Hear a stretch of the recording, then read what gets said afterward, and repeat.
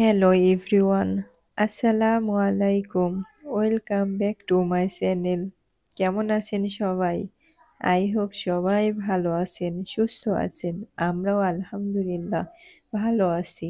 নতুন দিনে নতুন আরেকটি ডেইলি ব্লগ নিয়ে চলে এলাম। আমি নাটোর থেকে বলছি।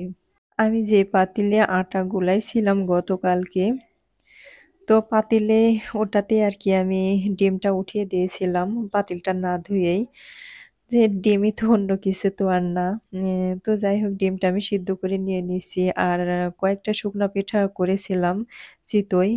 ওগুলা ভর্তা দিয়ে খেয়ে নিছে ছেলে-মেয়ে। আর কয়েকটা আর কি রসে ভিজিয়েছিলাম। তো আমি উঠিয়ে দিচ্ছি, মেয়েকে দিচ্ছি এবং ছেলেকে দিচ্ছি। ওরা আবার খাবে না, না উঠিয়ে দিলে। দেখা যাচ্ছে ভাতটাই খায় অনেক কষ্ট করে। পিঠা খাইলেও মন ইচ্ছা। তো দেখলাম যে নষ্ট হয়ে যাবে। দুধে ভেজানো বলে কথা। নষ্ট হয়ে গেলে তখন তো একটু খারাপ লাগার স্বাভাবিক। তো তাই আরকি আমি উঠিয়ে দিয়েছি যে, আমি উঠিয়ে দিলাম, তোমরা খেয়ে নাও। পিঠাটা যখন বানাবো তখন বলেছিলাম ওদেরকে। তো আমাকে বলছে আম্মু আ আমাকে আমাদেরকে কুশলি পিঠা বানিয়ে দিয়েন। হ্যাঁ, এটা তো সবসময় বানান। তো আমি বলতেছি আমি যেহেতু চালটা ভিজিয়ে নিয়েছি এখন ব্লেন্ডার করব। বেশি সময় তো আর না। তো তাছাড়া আজকে এটা খাও। এই চিতই পিঠাটাই বানিয়ে দিই আজকের মতো। আর অন্য একদিন আবার কুশলি পিঠা করব কিংবা নতুন কোনো কিছু বানিয়ে দিব। তো যাই হোক এভাবে বাচ্চাদেরকে একটু ম্যানেজ করে নিতে হয়, কিছু করার নেই। তো এদিকে আমি কিছু কাপড় ভিজিয়েছিলাম। কাপড়গুলো ছাদে থেকে শুকিয়ে নিয়ে পরে আমি একটা, একটা করে গুছিয়ে নিচ্ছি। আর শীতের সময় বলে কথা কাপড় কোথায় মানে রাখবো সে জায়গাটাই আরকি মিলতেছে না। হ্যাঁ, যেটাতে রাখতে যাই সেটাই দেখি বুকিং লোড হয়ে থাকে। আর ছোট বাচ্চাদের তো শেষ নেই কাপড়ের। শীতের পোশাক মনে হয় একটার পর একটা যেটা আজকে পরে সেটা আর কালকে পরতে পারে না। তো আমার এগুলো কাচতেও তো অন্যরকম সময় লাগে। আর তাছাড়া একটু তো খারাপ লাগাটা স্বাভাবিক। তো যাই হোক সবকিছু মিলিয়ে আমি এভাবে আরকি একটু, একটু করে সামলানোর চেষ্টা করি। তো এদিক দিয়ে নুডলস বানিয়ে দিই আমি। তো আজকে যাই হোক আমারটা আর ওনারা মানে আমার বাচ্চারা আর সেই সুযোগটা পেল না আমার বানানোর অপেক্ষা আরকি ছিল না। আ তারাই আরকি বানিয়ে নিয়েছে নুডলসটা। তো নিয়ে এসে আমাকে বলতেছে, "আম্মু দেখেন তো টেস্ট করেন আমাদের দুজনার ২ ভাই বোনেরই কার কেমন হইছে?" তো আমি ছেলেরটাকে টেস্ট করলাম। তো বললাম যে, "না অনেক সুন্দর হয়েছে।" তো এখন মেয়ে দিচ্ছে যে, "আম্মু তাহলে এখন আমারটা টেস্ট করেন।" তো খুব ওই এটা ওটা বলতেছে। এদিকে তো আমি একটু কাজ করতে লাগছিলাম। এখন কি করব? আমার মুখের মধ্যেই দিয়ে দিচ্ছে। তো একটু খেলাম। আমি বললাম যে, "না মাশাআল্লাহ খুব ভালো হয়েছে। এখন থেকে আমি চুলার পাড়ে আর যাব না। তোমাদেরকে পাঠিয়ে দেব।" তো ওরা তো খুব খুশি। পড়াতে এতটাই মানে ওদের খারাপ লাগে মনে হয় ওরা অপেক্ষায় থাকে কোনো কাজ-কাম যদি দিই তাহলে খুব খুশি। তো যাই হোক এদিক দিয়ে আমি কিছু ওদেরকে বলছি যে, "তোমাদের জন্য কি রান্না করব?" তো বলছে, "আম্মু অন্য কিছু না আলু দিয়ে আর ডিম দিয়ে রান্না করেন ভুনা।" তো ঠিক আছে। তো আমি ছেলে-মেয়ে দিয়ে আমি আলুগুলা আর ডিমগুলা ছিলে নিয়েছি।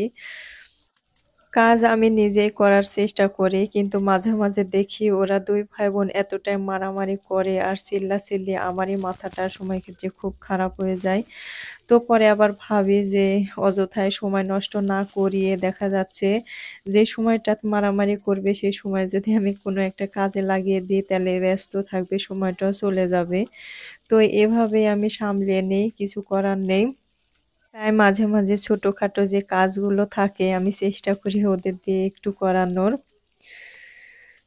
যেন মনটা ওদের ভালো থাকে এবং আমার মনটাও ভালো থাকে। তো এদিক দিয়ে যে ডিমগুলো আমি ভালোভাবে ভেজে নিচ্ছি। আর ডিমগুলো দেখছেন আমি কিন্তু অর্ধেক করে কেটে নিয়েছি।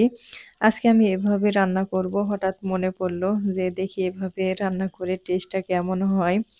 তাই আরকি ডিমগুলো আমি এভাবে কেটে নিয়েছি। তো ছেলে-মেয়ে তো অনেক খুশি বলতেছে, "আম্মু নতুন একটা রেসিপি করছেন। আমাদেরকে তো এভাবে কখনো খাওয়াননি।" তো যাই হোক মাশাআল্লাহ ছে ছেলে-মেয়ে একটু খুশি হয়েছে ওতেই একটু ভালো লাগলো। তো এদিক দিয়ে আমি মসল্লা যেটা দেওয়ার দরকার সেগুলো দিয়ে আমি ভালোভাবে কষিয়ে নিচ্ছি। যে আপু ও ভাইয়ারা আমার ভিডিওটি দেখছেন কিন্তু এখনো একটা লাইক দেন নাই। প্লিজ একটা লাইক দিয়ে আমার ভিডিওটা কন্টিনিউ করুন। আর আপনি যদি নতুন হয়ে থাকেন প্লিজ আমার চ্যানেলটি সাবস্ক্রাইব করে দিবেন। সাবস্ক্রাইব করে পাশে থাকা বেল বাটনের অল অপশনটি প্রেস করে দিবেন। তাহলে আমি যখনই ভিডিও ছাড়বো নোটিফিকেশনটি চলে যাবে। আপনি আপনার সময় সুযোগ নিয়ে ভিডিওটি দেখতে পারবেন। আর অলরেডি যারা কাজটি করেছেন তাদেরকে অসংখ্য ধন্যবাদ জানাই। এদিকে আমার মসল্লাগুলো ভালোভাবে কষিয়ে পরে আমি আলুগুলো ঢেলে দিয়ে ভালোভাবে নেড়ে-চেড়ে আবার ঢাকনা দিয়ে দিয়েছি। তো যাই হোক আবারও একটু ঢাকনা উঠিয়ে দেখি কি অবস্থা।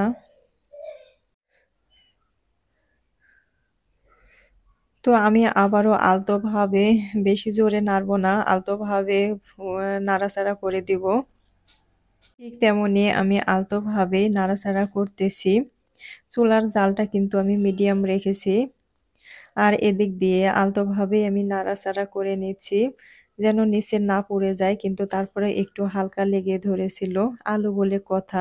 আমি কিন্তু একটু পানি এড করেছিলাম কিন্তু তারপরে পানিটা চট করে আলু তো চুষে নেয়। তো ঠিক তাই চুষে নিয়েছে আর নিচে একটু লেগে গেছিল।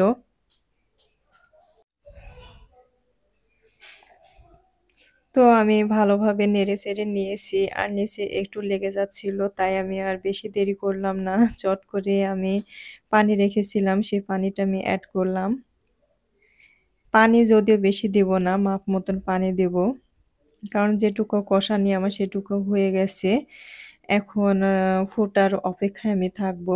তাই আমি পানি মিডিয়াম ভাবে দিয়ে দিব। তো পানি আমার মোটামুটি দেওয়া হয়ে গেছে। আমি আবারও একটু নেড়ে-চেড়ে দিচ্ছি।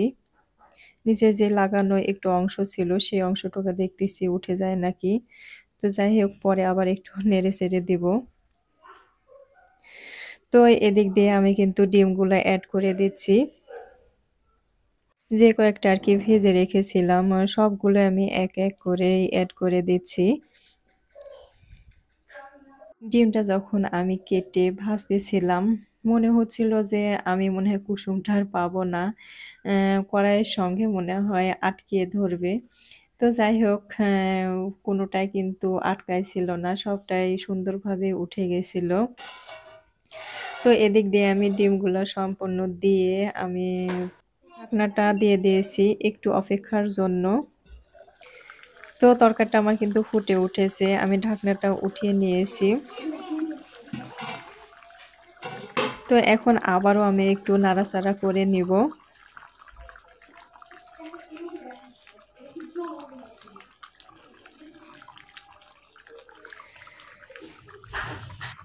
আমার এই রান্নাটা কিন্তু মোটামুটি হয়ে গেছে।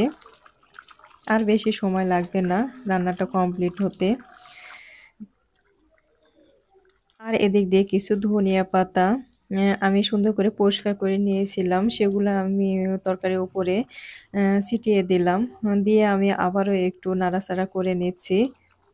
যেন পুরো তরকারির সাথে সুন্দরভাবে মিশে যায়।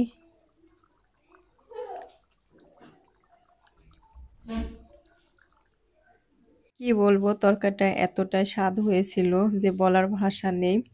ছেলে-মেয়ে খেয়ে তো খুব প্রশংসা বলতেছে, "আম্মু অনেক টেস্ট হয়েছে। আপনি তো এমন করে কখনো রান্না করেন নাই।"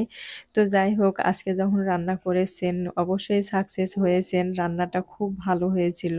তা আমি বলতেছি, "সমস্যা নেই। এখন থেকে পুরা ডিম আমার আর কি দিতে হবে না। আমি অর্ধেক করে কেটে দিয়ে দিব। তাহলে আমার ডিমটাও বেঁচে যাবে।" তো যাই হোক এদিক দিয়ে রান্না শেষে আমি চুলাটা সুন্দর করে ক্লিন করে নিচ্ছি। আর আমার ভিডিওটা যারা দেখেন তারা খুব ভালোভাবেই বুঝতে পারবেন যে আমি খুব পুরাতন জিনিসও আমি না ফেলে আমি ইউজ করি। আমার জিনিসগুলা খুব মায়া লাগে ফেলে দিতে। তাই আরকি আমি সবকিছুই যত্ন সহকারে একটু রাখার চেষ্টা করি। কিন্তু পুরাতন হয়ে গেলে কি ওই নতুনের মতন আর চকচকে থাকে? তো এই চুলাটাও কিন্তু অনেক আগেকার। আমার তখন ছেলে হয়েছিল না। আমি তখন কিনেছিলাম। তো এদিক দিয়ে আমার চুলাটা কিন্তু ক্লিন করা হয়ে গেছে। যেমন আমি পাতিল বলেন কিংবা ছুনুই বলেন, যেটাই বলেন চামিচ আছে সবকিছুই প্রায় আমার পুরাতন। তারপরে আমার জিনিস নষ্ট না হলে কি ফেলে দেওয়া যায়? আমি এতই চেষ্টা করি যে জিনিস নষ্ট হয়ে যাক যেটা আরকি আমি ব্যবহার করতে পারবো না এমনটা হোক। কিন্তু সহজে নষ্টই হয় না তাহলে ওই জিনিসটাকে আমি কিভাবে ফেলে দিব বলেন? আমার খুব খারাপ লাগে। তো আমি চুলাটা যে ক্লিন করছিলাম তে ভিতরে সাইডে একটু মাটির সেদিন আমি বলছিলাম পিঠা ভাজতে গিয়ে চিতই পিঠা বানাবো সেই মুহূর্তে মাটির পাতিলটা হঠাৎ করে ফুটে উঠেছিল। তে ওই মাটির অংশটুকা নিচে ঢুকে গেছে। ওটা আর বের হচ্ছিল না। তাই আমি বের করলাম চাকুর মাধ্যমে। তো আমি ফাইনালি লুকটা দেখালাম। রান্না করলাম তরকারি আর এটা ছিল সেই পিঠা একটা রয়ে গেছে। অল্প একটু কিছু করলে তারপরেও রয়ে যায়। তো যাই হোক আজ এই পর্যন্তই। সবাই ভালো থাকবেন, সুস্থ থাকবেন। আল্লাহ হাফেজ। আসসালামু আলাইকুম।